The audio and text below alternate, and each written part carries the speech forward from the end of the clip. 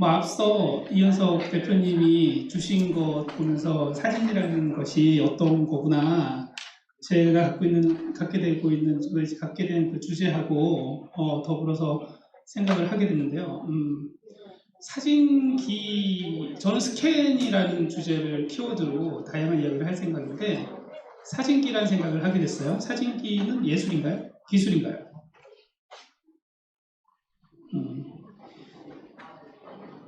분명히 이제 이현석 대표님이 한 거는 예술에 가깝고 혹은 기록에 대한 다큐멘테이션 같은 것일 텐데, 동시에 사진기에 대한 걸 얘기한다면 광학에 대한 얘기일 것 같아요. 지금 보고 계신 영상은 저희 에이빔 건축연구소 건물을 지나는 해화동 스트리트 길을 스캔한 것입니다. 좀 낯설죠. 우리가 흔히 지나가는 길을 아까 같은 좀 더 아름답고 정감 어린 그런 시선 말고 기계가 바라본 시선은 어떨까, 뭐 이런 생각을 일으키게 하는, 누구는 이걸 종말의 어떤 느낌을 든다, 뭐 등등 다양한 감성을 불러일으키는 걸 보면, 눈앞에 보이는 것 너머의 것을 불러일으키는 걸 보면 또한 예술의 가능성이 없지 않겠다, 이런 생각도 하게 됩니다. 그동안 없었던 새로운 방식으로 공간을 기록한다는 것, 그것이 갖는 의미를 묻고 자합니다. 조금 사변적인 얘기가 될 수 있어서 조심스럽지만 요청이 있으셨고, 너무 기술적인 얘기보다 그렇다고 철학적인 얘기를 치우친 것도 한계가 있고, 무언가 중간 욕심이 많으신 윤동식 교수님의 요청으로 좀 진행을 해볼까 합니다. 그렇습니다. 제가 바라본 세계가 아니라 스캐너가 바라본 세계에 대한 얘기가 될 것 같습니다. 안녕하세요. 저는 그 에이빔 건축연구소의 김호준입니다. 먼저 3D 스캔 기술이 뭔지 아실 분도 계시겠지만, 모르시는 분을 위해서 앞에 잠깐 이미지를 띄웠는데, 그것이 다는 아니고 그래도 약간은 더 있습니다. 무엇인지 미루지 말고 바로 보여드리고 이야기 시작하겠습니다. 너무 간단합니다. 이 앞에 보이는 삼각대 세우고 위에 있는 스캐너 꽂고 이게 돌리면 됩니다. 여기도 여유가 있으면 지잉하고 돌리면 10분이면 이 공간이 완벽하게 긁혀 들어갑니다. 컴퓨터로 집어넣을 수 있어요. 이렇습니다. 찍은 상태의 화면은 지금처럼 보입니다. 컬러는 택할 수 있습니다. 보시는 것처럼 점들로 이루어진 좌표들의 모음이에요. 마치 인상파 화가, 색은 없지만 점들로 이렇게 이루어져 있지만 현실과 똑같은 형상을 만들어 보여줘요. 뿐만 아니라 파노라마 뷰처럼 지금처럼 VR 영상을 현장에서 실제로 둘러보는 효과로 버추얼 안에서 돌아볼 수 있는 기능을 제공합니다. 물론 측정된 점들의 모음이기 때문에 보시다시피 어딜 찍어도 디멘저닝이 되는데, 현장에서 어떤 누가 줄자를 들이대도 이보다 정확할 수는 없습니다.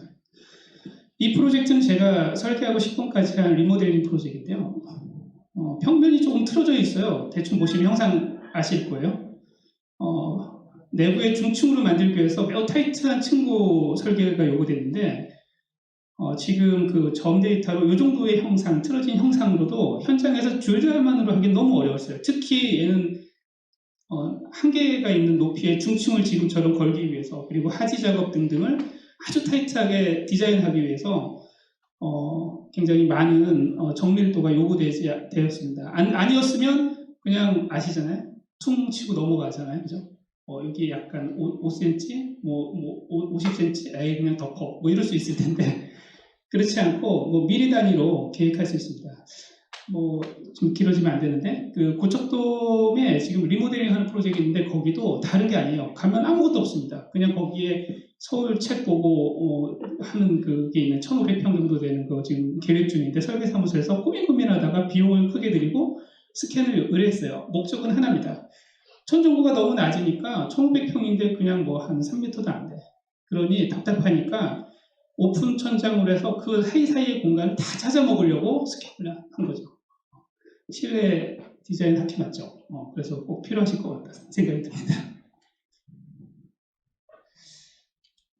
지금 또 하나만 더 보여드릴게요. 이거는 아주 큰 거죠.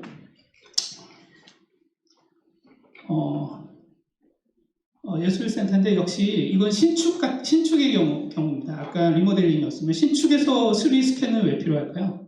신축에서 3D 스캔은 골조를 했는데 보시다시피 실내지만 비정형 마감이 붙어요. 겁나죠. 시공이 잘 됐을까요? 안 되잖아요. 뭐 몇 센치가 아니라 뭐 몇십 센치까지 오버되는 사례가 많이 있습니다.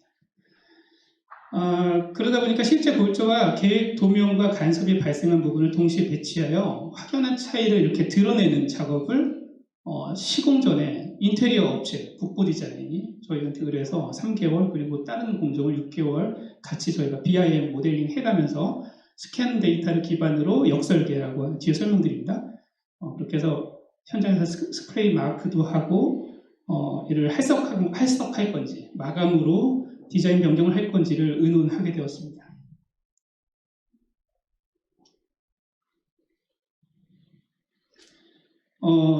노란색이 원안이에요. 근데 지금 파란색 부분이 튀어나와 있죠. 비교를 할 수 있습니다. 스캔 데이터하고 회색은 만든 거고. 그래서 이 점으로 보이는 건 그 원안을 레빗에서, 그러니까 BIM 모델링 툴에서 다시 디자인을 합니다. 설계사를 왔다 갔다 이런 상황이 아니었어요. 그래서 저희가 디자인에 손을 댈 수밖에 없는 상황이 됐습니다. 인테리어 업체의 하청으로 저희가 들어가서 스캔하고 BIM으로 역설계를 하고 그 간섭 체크까지만이 보통 의무인데 디자인을 건드려서 이 전체 온갖 곳에 혹이 나면 안 되니까 아주 스무스하게 전체의 비정형 곡면을 만들어내는 작업을 했고 거기까지 하면 BIM 좀 아쉽죠. 그래서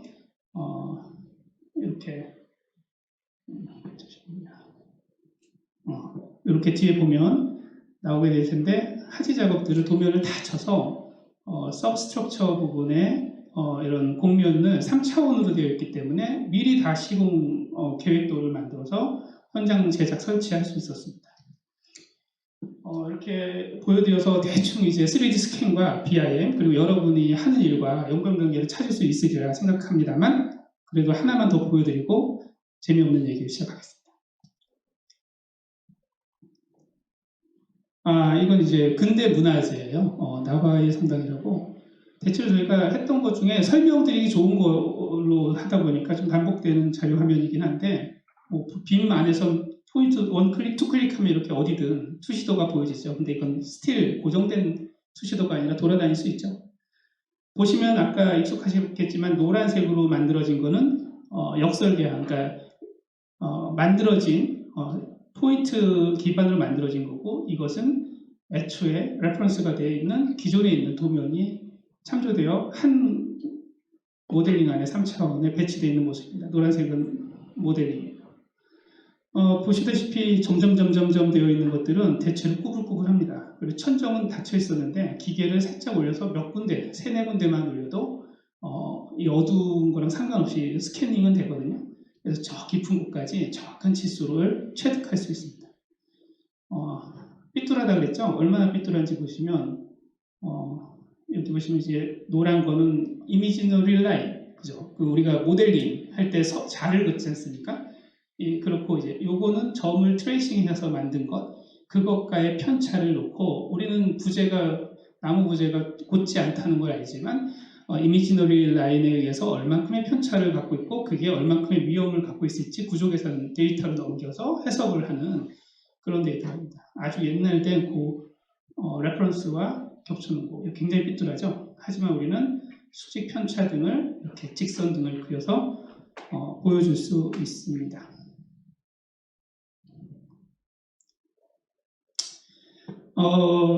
우리는 이제 지금 두억에 본 거면 3D 스캔 2빔이라고 제가 명명을 오랫동안 해왔는데, 그러니까 스캔을 하고 BIM을 한다. 역설계라고도 합니다. 이 기술 전반을 보신 겁니다. 이게 지금 연동은 안 되었고 조금 시간이 걸리는 점 양해 부탁드립니다. 스캐닝에 관한 기술적인 이야기는 조금 더 보충할 거예요. 지금부터는 가급적 요청이 있으셔서 인사이트를 전할 수 있는 시간을 가져볼까 합니다. 오늘의 주제는 공간을 기록하고 만들어내는 스캔과 BIM에 대한 이야기입니다.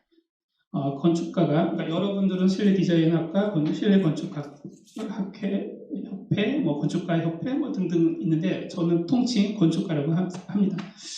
모르겠습니다. 그래서 일단 여기서 이런 주제들이 떨어졌을 때 스캐닝, BIM이 나와 뭔 관계야? 이런 의문을 던질 필요가 있겠습니다. 그래서 우리 건축가의 삶에 혹은 우리 인간의 삶에 어떤 변화가 있을지 한번 고민해보는 시간을 가질 수 있지 않을까 싶습니다. 우선 제목을 좀 거창하게 달았어요.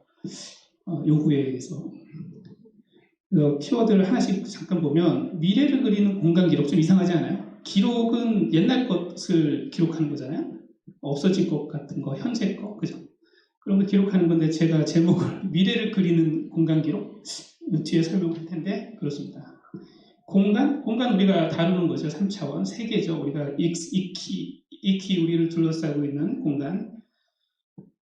그런데 3D는 이 매체예요. 매체. 3D 매체. 3D 모델링 뭐 이런 걸 얘기하려고 하는 건데 3D라고 하는 거는 2D를 대별하죠. 그래서 2D의 시대를 암시하는 이후에 3D를 얘기하는 거죠. 2D에 대한 이야기를 좀 더 할 거고 2D란 무엇인가 뭐 이런 얘기예요. 스캐닝은 그리고 빨간색으로 리얼과 가상. 스캐닝이 리얼과 가상을 오가나? 뭐 이런 얘기도 해보겠습니다. 우선 기록에 대한 얘기를 하겠습니다.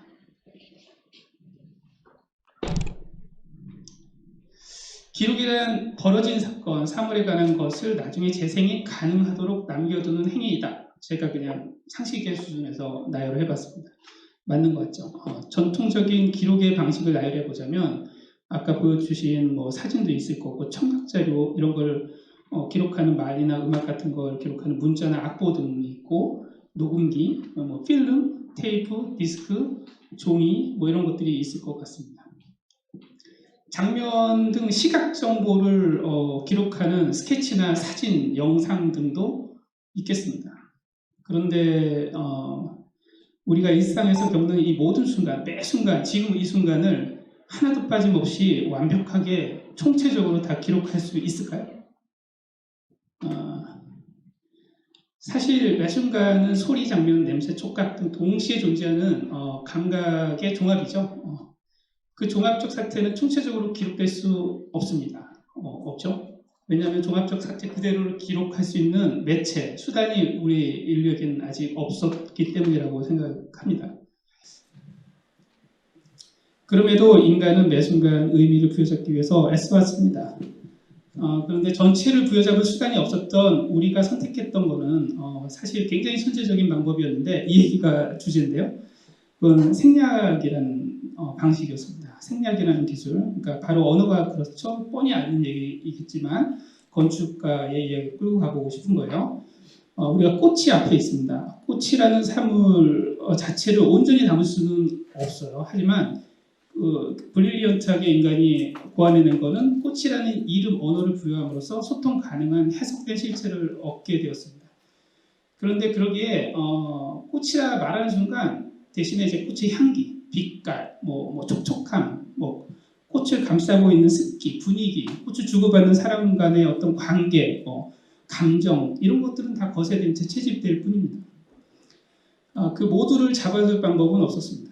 언어로만 세계를 파악할 수 없었고 많은 언어들을 만들어낼 뿐 우리의 노력은 거기에 국한되었던 것 아닌가 싶습니다. 저기 빨간색으로 써있는 객체 이 방식으로 우리가 사태를 파악하고 있다는 얘기인데 뒤에 한 번 더 나오니까 눈여겨서 기억해 두시기 바랍니다. 아무튼 문자가 그랬고 악보, 그림, 사진, 영상 모두 그랬습니다. 우리가 다루는 건축 도시는 어떠한가요? 건축가도 훌륭한 언어를 갖고 있었는데 바로 그 도면이 그렇습니다. 저희가 소통하는 언어는 도면이죠.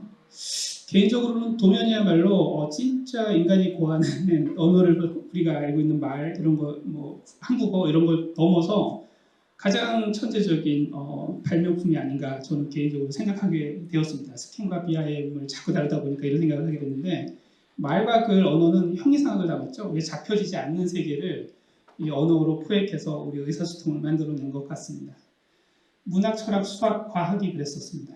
그런데 도면은 실상으로부터 채집해서 해석된 가상에서 또 다른 실상을 실제로 만들어내는다는 의미에서 만들어내죠. 우리가 이 가상에서 만들어낸 도면들은 실상으로 끄집어내는 수단이지 않습니까? 그렇게 만들어내는 행위를 갖는다는 데서 또 다른 위대함을 갖습니다.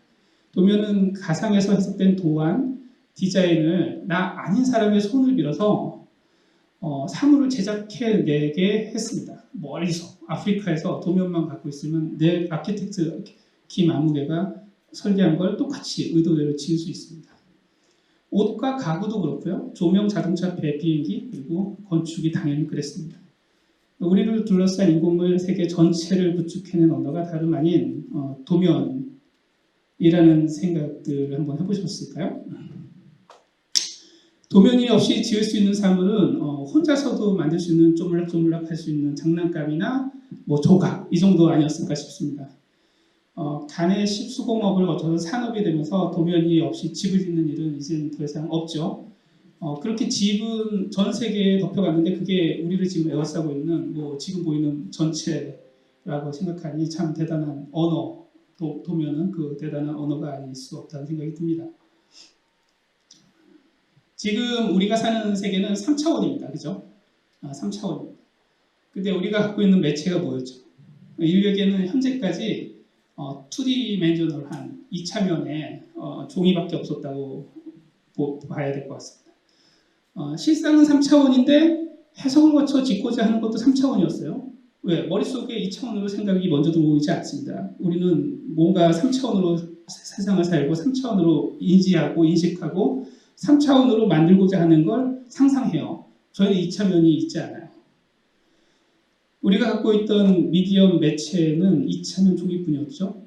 내 머릿속에는 3차원이라는 복잡한 형상을 나 아닌 다수의 사람들에게 정확한 의도 한 바를 전달할 수 있는 것은 굉장히 어려운 일이었어요. 스케치를 하면 디멘전 이런 거 없잖아요. 그죠? 툭 던지면 아니면 말을 하겠죠. 야야야 왼쪽으로 좀 옮겨. 이렇게 하지 않았겠어요? 상당히 비논리적, 비과학적, 비합리적이었고 언어의 한계를 분명히 겪었던 세상을 살았습니다. 우리는. 근데 결국 이제 인류는 이 난제를 풀고 고안했습니다. 뭐냐면 이 도면이죠. 이 평평한 종이에 이 세계 3차원의 실상을 옮겨 적는 데 성공한 겁니다. 앞서 설명한 언어와 마찬가지로 도면이라는 언어는 세계를 추격한 언어예요. 그렇잖아요. 이 건물을 이런 도면으로 그려요. 이 건물이 이 선들에 다 표현이 됩니까? 아닌 것들이 반드시 생기겠죠. 그건 뭐예요? 축약된 거잖아요. 축약돼서 우린 전달하면서 신나하고 있습니다. 우리 언어가 다른 것은 실상 자체가 아니라 머릿속 가상에서 해석된 형상은 현상 세계를 재구축한다는 점이 아닌가 싶습니다. 현상 세계가 있고 그걸 다시 재구축하는 게 도면이라고 하는 것의 우수함인 것 같습니다. 우리가 평면도를 한번 생각해 보겠습니다.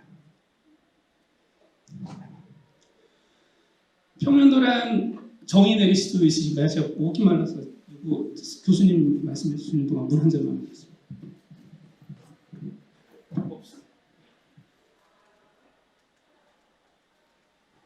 평면도가 뭐예요? 평면도가 이제 교과서나 이제 네이버 이런 데 정의가 내려질 거 아닙니까?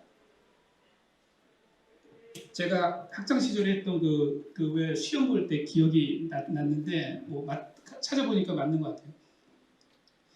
우리가 특정한 레벨이죠. 층이라고 하는 그 층에 몇 층 평면도 했을 때 그 층으로부터 약 1에서 1.2m, 저는 1.2m라고 배웠던 기억이 있는데 인치 때문이었는지 모르겠어요. 왜 1.2m였는지. 네, 1.2m였는데 네이버 찾아보니까 1m더라고요. 1m를 띄워서 칼로 쫙 자른 거예요. 그리고 위에서 수평 투명 면적으로 내려다본 거죠. 이 자른다는 행위에 주목하려고 했는데 이거 굉장히 잔인하지 않나요? 폭력적으로 이 모든 3차원의 현상 자체를 툭 잘라갖고 그걸 그려놓고 이걸 전달하면서 아싸 하고 이렇게 똑같이 만들어내고 그렇게 만들어진 세계가 우리가 지금 이 공간을 포함해서 전체 아닐까 싶습니다. 우리는 이걸 검정색으로 칠하고 저는 그리고 제 친구들도 졸작할 때 빨간색으로도 많이 칠했는데 그러셨나요? 저는 그걸 이제 죽은 피 혹은 빨간 피 철철 사람을 자르면 단면에서 나오는 그 피로 한번 묘사하기를 즐겨 합니다. 그런 거 같죠? 들어보니. 그래서 단면도도 마찬가지입니다. 쉽게 좌표 표현해보면 지어질 건물의 원하는 부분을 어디든 잘라서 절단된 면을 이차면에 그린 거예요. 대단한 발명품이라고 말을 가끔 할 때마다 동의하지 않을 수가 없습니다. 컴퓨터 기술 발달로 CAD가 등장했죠. 다 이걸 쓰고 있습니다. 아직도 이거 쓰시나요, 근데? 뒤에 이제 BIM 얘기가 등장할 텐데 일단 CAD가 먼저 나옵니다. 2차면으로 표현해온 도면이라는 언어를 컴퓨터로 또 똑같이 하고 있어요. 이거 무슨 짓이죠? 그죠? 컴퓨터는 가상세계잖아요. 맞죠? 가상세계인데 우리가 종이 물리적으로 만져지는 평면밖에 없던 이 세계에 이 수단 때문에 할 수 없이 쥐어짜가지고 3차원 공간을 전달할 매체로서 썼는데 가상세계는 무한의 공간인데 무한의 공간 안에서 이 DNA, 이 같은 DNA를 목극하고 똑같이 이걸 오랫동안 해왔습니다. 우리는. 이제는 상식이 돼서 다른 이야기들을 많이 하고 있는 걸 알고 있습니다. 아무튼 저는 앞서 우리가 세계를 인식하는 방식, 이런 도면이라는 2차면에 생략된 방식으로 온전히 표현할 수 없다라는 사실을 주목합니다. 그래서 왜일까요? 세상과 닮지 않아서라고 생각합니다. 현상세계 자체를 잘라서 생략하는 건 폭력이죠. 좀 더 구체적으로 우리가 실상에서 세계를 인식하는 방법과 달랐기 때문에 생기는 많은 오류를 우리는 지금 살아가고 있다고 생각해 보자는 거죠. 그럼 우리가 실상에서 세계를 인식하는 방식은 뭘 얘기하는 걸까요? 뭐가 있을까요? 여기서 아까 언급드린 객체가 다시 등장합니다. 우리는 어떻게 세상을 인식한다고 했죠? 항상 부여잡을 수 있는 대상이 앞에 있어야 돼요. 대상이 없으면 파악할 수 없다는 걸 이제 상식으로 알고 있습니다. 세계로부터 무언가를 구분해내야 됩니다. 제가 지금 뭘 만지고 있죠? 마이크를 만지고 있다라고 다 약속이 돼야 언어예요. 내가 하얀색을 만지고 있어. 이러면 대화가 안 되는 거잖아요. 그죠? 내가 지금 뭘 들고 있냐? 포인터를 들고 있다. 내가 지금 스크리닝을 하고 있다. 이런 언어의 약속, 대상화가 그럼 뭐예요? 포인터에는 어떤 정보를 넣을 수 있어요? 포인터에는 레이저가 나가고 빛이 나간다. 이 사회가 그렇게 판단하잖아요. 그죠? 그죠? 이 스크린에는 이 빛이 어떤 주사율로 이렇게 해서 투사가 된다. 이런 어떤 정보와 어떤 관계를 맺는 기초가 된다는 얘기예요. 우리는 사물을 어떻게 인식하냐면, 이 세계를 어떻게 인식하냐면, 죄송합니다. 상식적인 얘기가 뒤로 하시더라도 조금만 견뎌주시면 좋은데, 이 세상은 대상을 선정함으로써 시작합니다. 꽃이라는 이름을 부여함으로써 시작합니다. 그래서 객체로 구분된 세계에서만 구분함으로써만 세계를 파악할 수 있다는 거예요. 축약된 언어와 매칭된 대상이 일단 연결이 돼야 되는 거예요. 내가 사과다라고 하면 사과가 여기 있어요. 근데 그 사과는 사과가 아닌 거예요, 사실은. 사과에 많은 의미가 빠져나가면 사과가 아니죠. 99.999가 빠져나갈 수 있습니다. 우린 그냥 사과라고 하는 것만 얻을 뿐이에요. 우리가 이런 방식으로 세계를 인식하고 있다는 사실을 드디어 알게 됐습니다. 라고 저는 생각하고 있습니다. 그래서 드디어 그 방식을 충실히 따라서 아까는 왜 그걸 인식 못했다라고 생각하냐면 CAD는 3차원 공간인데 그저 무한의 가상 공간인데 여전히 2D를 트레이싱했던 건 우리가 인식 못했던 거예요. 근데 지금은 그러냐 이거죠. 지금 이거 BIM을 상징하는 그림을 갖고 온 건데요. 이 세계를 우리 인간이 생각한 그대로를 축약 없이 가상으로 끌고 와서 우리가 의사소통할 수 있는 매체로서 삼을 수 있다면 그 방법은 뭐냐면 이 세계가 생겨먹은 걸 인식해야 되는데 그 인식이 이 세계는 우리가 객체를 대상화함으로써 만들어내는 그 세계의 집합이구나. 그럼으로써 우리는 이런 그 객체들의 모험을 얻어내게 됐다고 이해할 수 있겠습니다. 바로 우리가 실상에서 사물을 파악하는 방식과 꼭 닮았다고 보면 됩니다. 비밀한 세계의 정보가 담긴 객체의 모험이다. 이렇게 정의하셔도 돼요. 제가 정의를 제 마음대로 많이 만드는데요. 여러분들은 빌딩 인포메이션 모델링 이렇게 아시잖아요. 이해를 잘 하시면 빔이 되게 쉽게 다가옵니다. 객체 기반 모델링으로 불리기도 합니다. 객체를 만들고 그 객체에 정보를 담아서 가상의 건물의 모델링을 한다는 뜻입니다. 드디어 우리는 생략의 방식이 아닌 이렇게 딱 잘라서 추격하는 기술이 아닌 사물을 인식하는 방식 그대로 객체를 가상에 만들고 그 개개의 객체에 정보를 입력하는 수준에 왔습니다. 그대로 가상세계에 구현할 수 있게 됐다고 이해하시면 될 것 같습니다. 객체 기반의 정보 모델링을 모델링이라는 개념을 이해하기 위해서 우리가 지나온 것들 뭐였죠? 아까 얘기했던 CAD. 우리가 이 세계를 만드는 툴이죠. 신이 툴을 갖고 있는 거예요. 이 세계를 만들었어요. 우리는 지금 이 공간을 이 CAD로 만든 세상이라고 표현할 수 있겠습니다. 한번 비교해 볼까요? CAD에서 3D 모델링 돼요. 당연히 스케치업도 됩니다. 라이노에서도 되죠. 거기에서 2D든 3D든 형상을 만들어내는 명령어가 뭐예요? 공이 이거 아닌가 싶은데 뭔가요?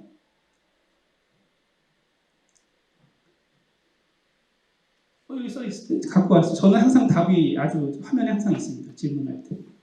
여기 라인, 폴리라인, 서클 라인, 아크 라인, 라인이죠. 우리가 이 지금 보이는 뭐 옷도 그렇습니다. 옷도 재단선 캐드로 그리잖아요, 그죠? 모든 거는 이 세계는 라인으로 그려진 세계예요. 벡터 세계라고 우리는 알고 있죠. 그 벡터 세계로 만든 것 하나입니다. 아까 말씀드렸지만 제가 여기서 버튼을 선택하고 있는데 이거는 빨간색 플라스틱 재료 원소 3번이야 막 이래버리면 의사통 안 되겠죠. 내가 누구야 그러면 나는 뭐 우주에서 몇만 년 전에 이곳에 왔던 세포들의 몇억 개의 모음인데 하면서 이렇게 하면 대화가 안 되겠죠. 그와 비슷하게 우리는 소통할 수 없는 언어가 없는 상태에서 한계가 있는 상태였다고 봐도 좋을 것 같습니다. 그럼 그러니까 이제 벡터의 세계죠. 아주 그럼 이제 빔 툴에서 명령어는 어떤 건가요? 보실까요? 뭐죠? 벽을 만드는 명령어가 뭐예요?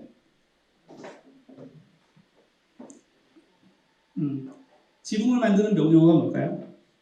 지붕. 계단을 만드는 명령어가 뭐죠? 계단. 우리가 이 세계를 인식하는 방식 그대로 옮겨놨어요. 이거 외에 명령어가 없어요. 이거 외에 명령어는 하도 2D를 좋아하니까 2D 명령어를 서브에다 따로 넣어준 게 있습니다. 하지만 기둥에 만드는 명령어는 기둥이에요. H형광을 만드는 명령어는 H형광. 기둥에서 H형광을 골라서 넣으면 돼요. 기술이 더 좋아지면 이렇게 만들어진 객체들에다가 정보들을 더 입력할 수 있겠죠. 지금은 어떤 정보가 있겠어요? 이건 참, 지금 이게 우리가 레빗 안에 들어왔다고 쳐요. 빔 모델링 안에 들어왔다고 쳐요. 여기 딱 치면 어떤 회사에 우드 패널이야. 알만한 것일까요? 이건 창호의 문인데 저게 2021년 신상이야. 딱 쳤더니 여기 정보가 딱 뜨는 거예요. 속성 정보라는 거죠. 엔터티가 다 들어갑니다. 그래서 모든 객체가 하나 만들어짐으로써 생기는 어마무시한 변화를 관찰해야 되는데 객체가 잡혀지면 거기에 어마무시한 정보, 즉 우리가 겪는 모든 정보를 넣을 수 있다라고 하는 생각에 이르는 거예요. 그래서 기본적으로는 만들자마자 제가 지금 몇 층에 있죠? 지하 2층에 있잖아요. 그죠? 지하 1층? 여기 강의실 이름이 뭐죠? 우리는 몇 명이죠? 의자는 몇 개죠?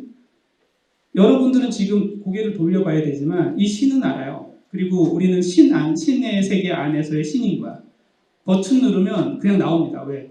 여기에 객체 기반의 이 자리를 물리적으로 한 곳에서 차지하고 있기 때문이에요. 그러니까 아바타 기모종을 이 공간 안에 모델링해서 넣었다 그러면 나는 2층에 있다라는 정보가 있을 수가 없어요.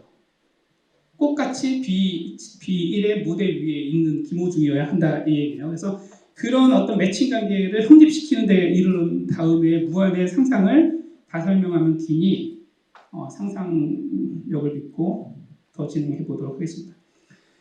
디지털 DNA를 가졌으니까 이 DNA라고 저는 표현하거든요. 이 모든 것들, 이 객체들을 저는 개인적으로 디지털 DNA라고 표현하는데 이거 패널, 저거 스피커, 이거 아바타, 바닥 하나씩 이 어느 제품 누가 언제 얼마에 다 물량 나올 수 있는 그 하나하나엔 DNA가 심겨져 있다는 거예요. 그 하나하나가 디지털 DNA로서 우리가 이제 그 강력한 무기를 얻었다면 이 DNA로 우리는 뭘 할 수 있을까? 디지털 세계에 그동안 해왔던 방식의 구축이 아닌 새로운 방식의 구축이 가능하겠다. 우리가 살아가는 데 필요한 우리가 세 가지 의식주가 있는데 이 세계를 둘러싼 눈에 보이는 가장 큰 부분은 역시 건물이겠다 이 얘기입니다. 집 얘기를 간단하게 하면 집은 상당히 지금 이 DNA 우리가 지금 레고 블록 얘기를 하는 거예요. 이 집은 세계를 이루는 세포에 해당되는 집 하나만 봐도 어마무시한 직업군이 여기에 내포 포함되어 있다는 걸 알 수 있습니다. 에어컨 업체가 만든 거를 브로셔에 찍어가지고 2D죠. 2D 종이에 찍어갖고 우리 제품 써주세요. 이건 참가 이렇게 브로셔 주면서 설계사무소 다녔잖아요.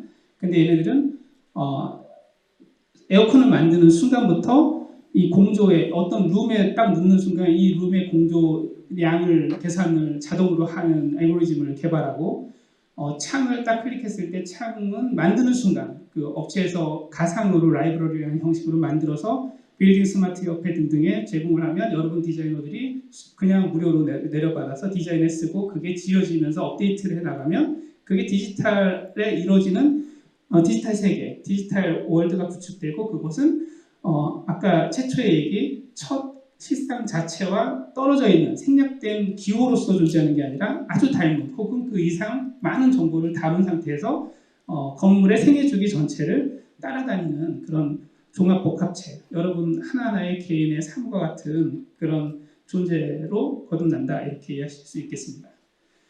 각 직업군이 만들어낸 제품들의 조합이 건물인 거예요. 레고 블록 생각하시면 돼요. 단세포 생물처럼 BIM의 최소 단위로 역할을 하고 있는 게 제품이에요. 천정제, 바닥재, 창문, 에어컨, 가구 건축가들이 기호를 도면에 넣는 게 아니라 그 라이브러리를 껴서 넣으면 정보에 합이 된다는 거죠. 그 합으로 이루어진 세계가 뭐예요? 어마무시한 빅데이터를 얘기하는 거고요. 그것이 모인 게 겨우 이제 우리 집 하나를 얘기했단 말이에요.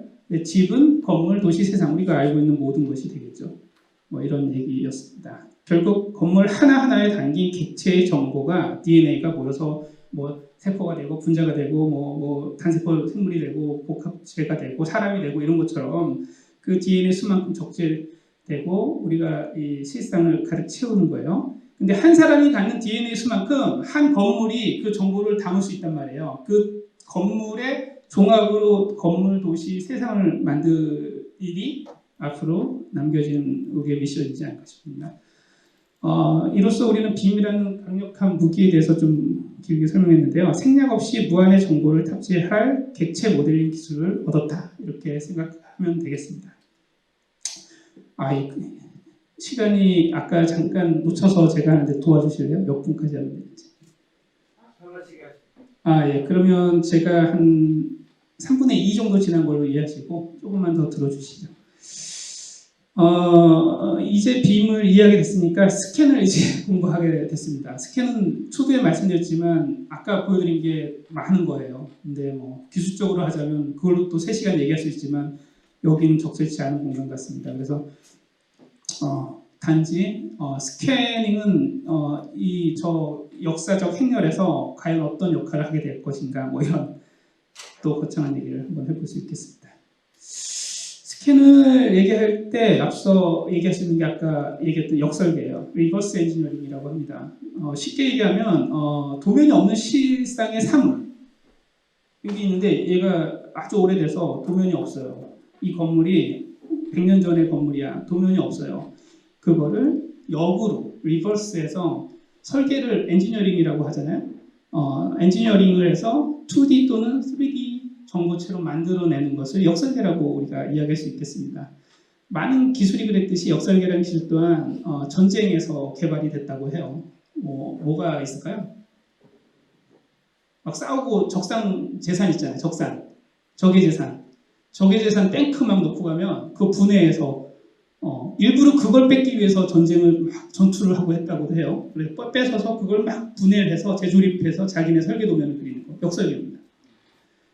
그리고 우리나라 개발도상국이었을 때 일본제 카메라 딱 갖고 와서 배에 갖고 와서 막 분해해서 따라 만들었죠. 똑같이 역설계입니다. 스캐닝은 그 중 하나의 수단입니다. 물론 개념은 반복하지만 쉽고 프로세스도 간단합니다. 2D 스캐너가 뭐죠?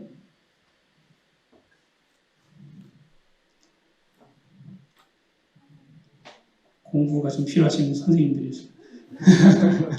2D 스캐너 잊어버리셨나요? 이렇게 2D 스캐너 이렇게 생겼죠. 2D 스캐너의 정의를 해볼까요? 실상의 2D를 가상의 2D로 쉽죠? 그럼 2D 프린터는 뭐예요? 답이 다 있습니다. 가상의 2D를 그쵸, 실상의 2D로. 이제 3D 스캐너는 완전 쉽죠. 3D 스캐너는 뭐예요? 실상의 3D 정보를 가상 컴퓨터 안에 디지털라이즈해서 집어넣는 기술 3D로. 어렵지 않죠. 근데 왜 3D가 중요해요? 중언부언하지만 3D가 중요한 건 우리가 세상을 3D로 인식하기 때문이라고 했고, 그중 그냥 뭉뚱그려서 다 선으로 하면 안 된다고 했죠. 의자 하나하나 할 건지, 의자의 군으로 할 건지, 키보드를 하나의 객체로 할 건지, 키보드 안에 Q, R, 1, 2, 3 이걸 하나씩 다 객체로 할 건지를 선택하는 권한이 우리한테 있는 거예요. 얼마든지 더 무한에 가깝게 정보를 입력할 수 있겠죠? 운용할 수 있겠죠? 3D 프린터는 이제 알게 됐습니다. 가상 컴퓨터 안에 3D 형상을, 이건 제가 쓴 건데 너무 맞는 것 같아요. 왜 이런 정의가 없는지 모르겠어요. 이러이러한 역사적 얘기는 넘어가겠습니다. 그래도 스캔이 어떻게 생겼는지 작동하는지 아주 짧게 제가 쉽다고 했으니까 설명을 하고 넘어가겠습니다. 기계가 이렇게 생겼어요. 근데 기계의 뭉치가 가운데 이런 미러경이 있어요. 양쪽에 뭉치가 있는데 한쪽에 강력한 레이저가 옵니다. 이게 지금 뭐예요? 지금 뭐 하죠, 제가? 지금 점을 취득하고 있는 거예요. 제가 갔다 오는 거거든요. 레이저 쏘고 있죠, 제가. 레이저 포인터. 이 점들을 지금 막 두두두두두 모이면 점이 이 공간을 만들어내겠죠. X, Y, Z 값을 취득하는데 얘를 손으로 막 하면 힘들겠죠. 그리고 얘는 약해요. 그래서 센 거를 한쪽 뭉치에서 반대쪽 뭉치로 직선으로 싹 쏩니다. 세게. 지속적으로. 아주 세면 레이저 무기처럼 뚫을 수도 있죠.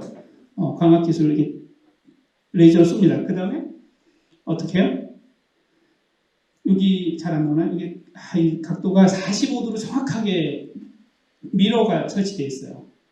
그럼 빛은 굴절되죠. 이렇게 5도 쏘면 정확하게 90도로 나갈 거죠. 그럼 총 쏘듯이 나는 왼쪽에서 오른쪽 기계 뭉치로 쏘지만 45도 반사경에 의해서 90도로 나갑니다. 그래서 정확하게 내 앞에 점을 쏩니다.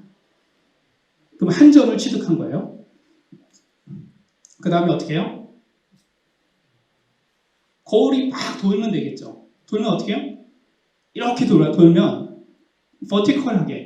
버티컬리 레이저가 다다다다다다 하고 긁겠죠. 그럼 아까 우리 잔인한 단면도가 되는 거예요. 이 공간에 점을 하나 딱 합니다. 우리 MRI 찍죠. 단층 촬영 똑같습니다. 같은 원리예요. 다다다다다 찍어요. 1초 이렇게 다다다다 찍어. 얼만큼의 점이 찍히냐면 1초에 몇 개 정도의 점이 찍힐까요? 10개? 20개? 100개? 1000개? 10,000개? 100만 개의 점을 찍어요. 1초 하면 100만 개의 점을 찍어요. 제가 그 점력법 화가 얘기했잖아요. 점으로 세상을 그릴 수 있는데 100만 개의 점이면 세계를 다 그리지 않겠어요? 그죠? 내 눈앞에 보이는 거. 우리가 픽셀이라는 걸 생각하면 100만 개의 점이 필요 없어요. 그죠? 하지만 얘는 100만 개의 점을 찍습니다. 1초 하면 100만 개의 점을 찍어요. 버티컬하게 딱 찍었어요. 그 다음에 어떻게 해야 이 세계를 돌죠? 단층만 필요한 게 아니잖아요. 허리전털하게 돌아요. 그죠? 이렇게 도는 거죠. 이렇게 돕니다. 그러면 버티컬하게 360도, 허리전털하게 360도 돌겠죠. 그럼 세계가 100만 개의 폰트씩 찍으니까 1초에 10분 돌면 몇 개죠? 100만 개 곱하기 60초 곱하기 10분이면 어마무시하죠. 이 정도 설명하고 넘어가겠습니다. 스캐너는 빛이 필요 없어요. 레이저로 작동해서 어둡고 위험한 지하경도, 동굴의 층점 좀 빨리 읽으실 수 있으면 다 읽으시면 좋을 것 같습니다. 스피드 스캐닝 데이터를 활용해서 프로젝션 매핑도 하고 문화재 기록도 하고 뭐 저는 최근에 부산에서도 그렇고 여러 군데의 어떤 전 국회의원 집이라고 집이 무너지기 전에 그러니까 새로 짓기 전에 일단 기록해놔야겠다. 어디다 써먹을지 모르겠지만 아깝다. 그 추억이 너무 좋다. 그래서 그렇게 아까 영정 사진 할 때 이현석 대표님의 말이 와닿는데 그 기록을 많이 의뢰받고 있습니다.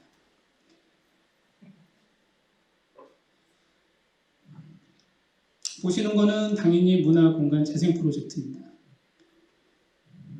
매스 스터디 건축가 그룹에서 현상서역에 당선돼서 저희한테 에이빙거치 연구소한테 의뢰해서 스캔 투 빔 용역을 수행한 사례입니다. 처음 보여준 거와 어떠세요? 좀 다르지만 어쨌든 우리가 육안으로 보는 세상하고는 좀 다르죠. 데이터가 되기 때문에 이 데이터의 어떤 정보의 알고리즘을 따라서 높이에 따라서 색을 주거나 뭐 어떤 외부로부터 노출되는 거에 따라서 한다든지 뭐 면적에 의해서 따라서 한다든지 다양한 방법으로 분석된 데이터를 프리젠테이션 할 수 있겠습니다. 이 건물은 어마무시하게 커서 그리고 너무 덥고 추운 1년 내내 수시로 다녀서 지금 이것도 부분이에요. 하나의 데이터로 취합하기 불가능할 정도로 어마무시하게 큰 데이터고 저희 직원과 저가 거의 삶을 포기할 정도로 고생했던 정말 어려웠던 프로젝트예요. 이게 지금 보이는 게 4호기고 하나 더가 옆에 5호기가 있는데 그 모두를 스캔을 했습니다. 데이터를 취득하기도 어렵고 스캐너는 다양한 종류가 있는데 이 프로젝트에 사용된 스캐너의 수만 한 7개 정도 돼요. 종류가 다른 다양한 테스트를 거치면서 시행착오도 겪었고요. 고생했던 프로젝트입니다. 그래서 큰 프로젝트를 할 때는 항상 시행착오가 돈이다. 그래서 시행착오를 겪었던 팀한테 맡기는 게 좋으실 거다. 뭐 이런 팁을 드립니다. 뭐 몇 개 처음처럼 보여드리고 이야기 이어가겠습니다. 공간 사옥인 걸 여기 선생님들은 다 아시리라 믿습니다. 뭐 이야기도 참 재밌는데 이 시간이 많이 지날 것 같아서 넘어가겠습니다. 이 마지막 그 공간이 어려워서 이렇게 다른 쪽으로 소유권이 넘어가기 마지막 날 밤새서 저희가 3명 직원 가가지고 라면 먹어가면서 스캔을 하고 돈을 못 받아가면서 제가 이렇게 사정 부탁해가지고 찍은 결과입니다. 제가 비싸게 팔 생각이니까 혹시 관계에 있으신 분들은 전화 따로 주셔도 좋습니다. 이렇게 해서 스캔 투 빔하고 이 머티리얼도 그날 가서 찍은 사진을 매핑한 모델링으로 저희 홈페이지에 오면 다 있으니까 길게 보여주죠. 멋진 여기 다 가보셨죠? 끝내줍니다. 가보신 분들은 자기 재산은 없더라도 자기 기술은 팔아서 이걸 담지 않을 수 없었을 거예요.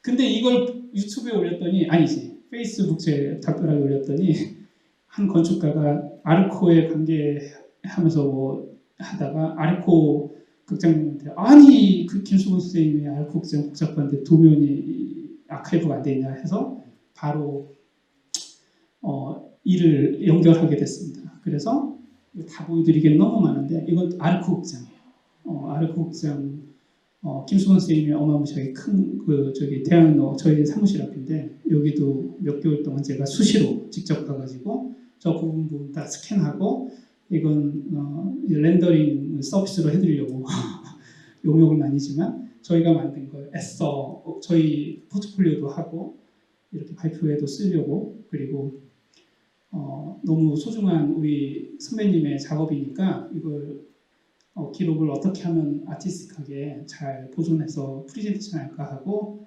틈날 때 그러니까 사무실에 일이 없을 때 조금씩 손을 대고 있습니다.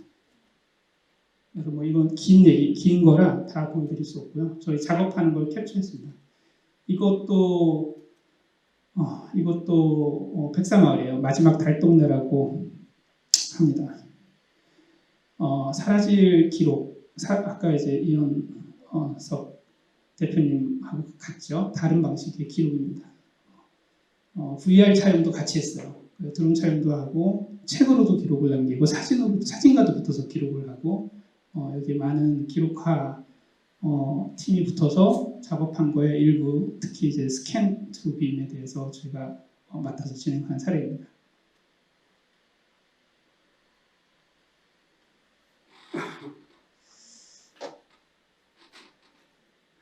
이거 보면 아티스트들이 막 환장을 합니다.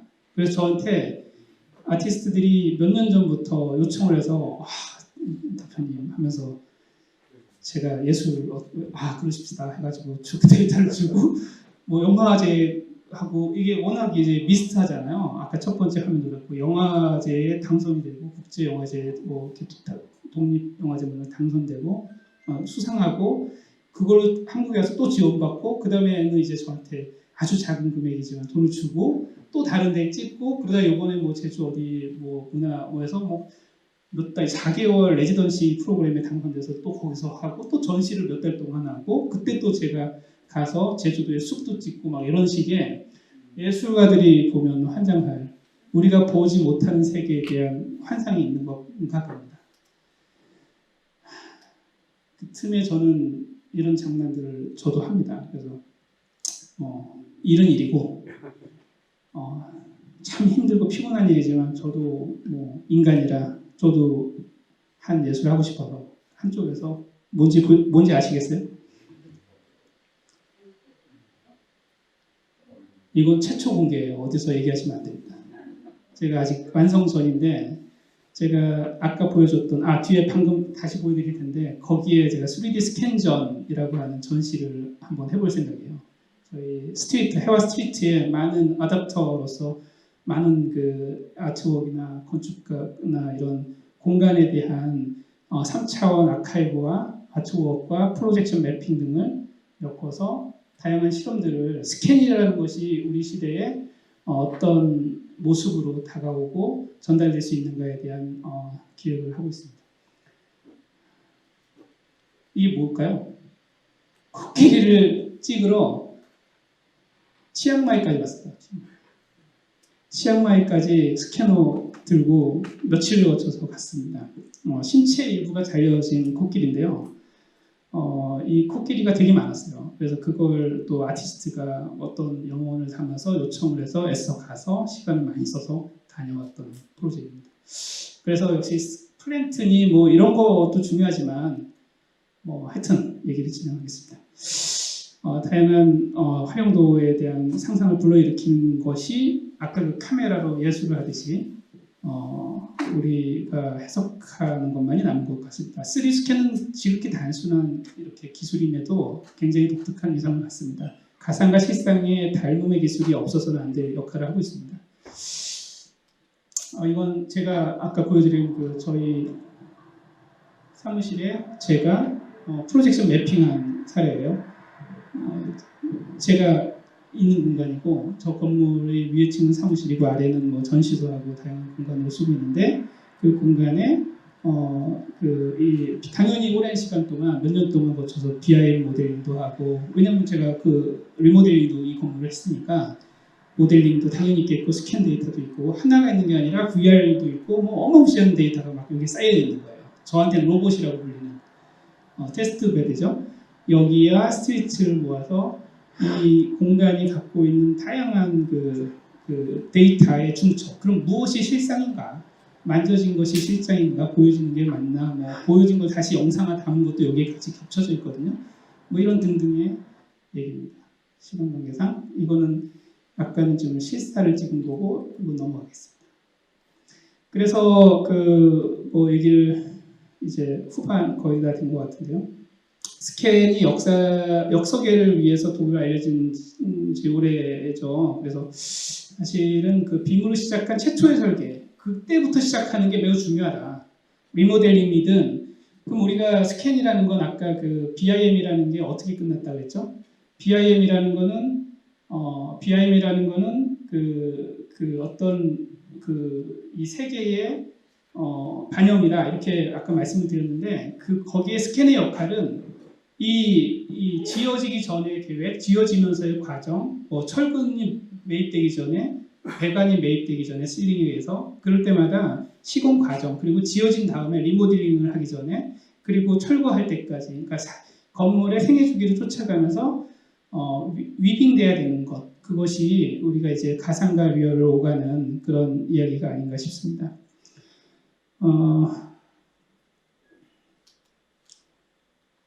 이렇게 이게 싱크로나이즈죠. 계속 끝없이 이 프로세스가 이게 세계가 생겨먹은 모양이 이런 것 같기도 해요. 그래서 이 리얼이라고 하는 가상에 대한 얘기였습니다. 일단 정리하겠습니다. 언어 이걸 지금 이제 두 개 같이 들어보면서 했는데 실상 정리하려고 합니다. 언어 이전의 세계에 실상이 있었고요. 그리고 언어로 포획된 형이상학의 세계가 있었다고 아까 말씀드렸습니다. 정리해요. 그 언어로 구축된 제품, 건축, 도시와 같은 현상 세계가 만들어졌다고 보고 있습니다. 저는. 근데 이 현상 세계는 설명드린 대로 축약된 2D를 기초로 만들어진 생략된 세계라는 저의 해석입니다. 2D로 만들어진 3D 세계라는 얘기죠.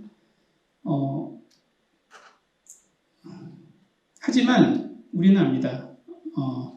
지금의 세계가 온전치 않다는 것을 그리고 분명히 실상은 현상 세계 이상이 무엇이다라는 것을 알 수 있습니다.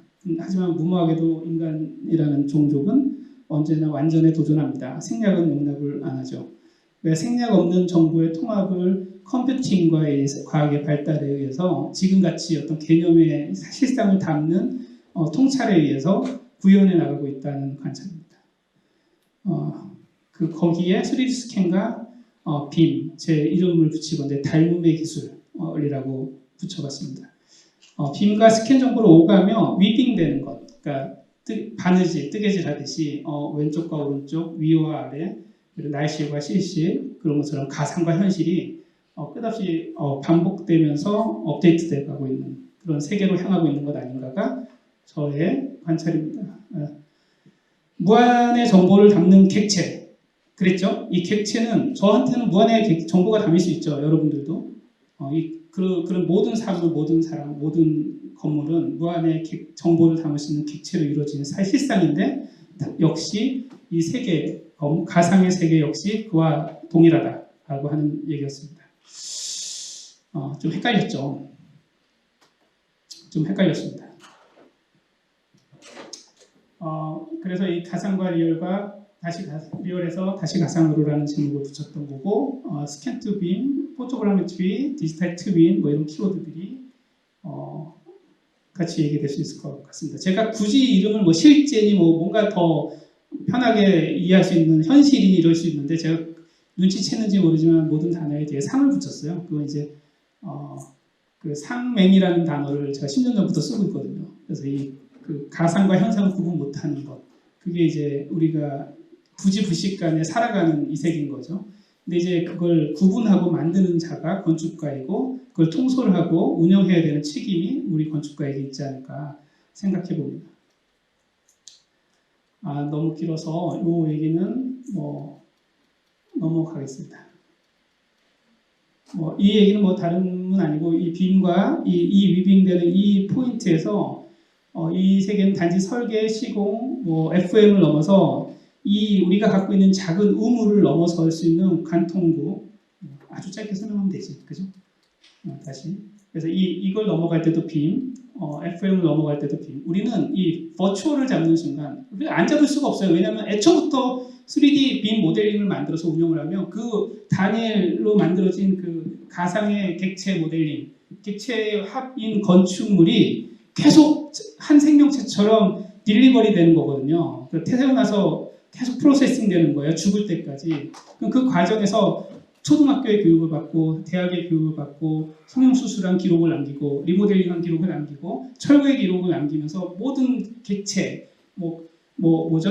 연한들 있잖아요. 파이프의 연한 이거는 중고 가격이 얼마인지 모든 정보를 한없이 담은 채로 영원히 디지털 가상세계에 남는 것 아닌가.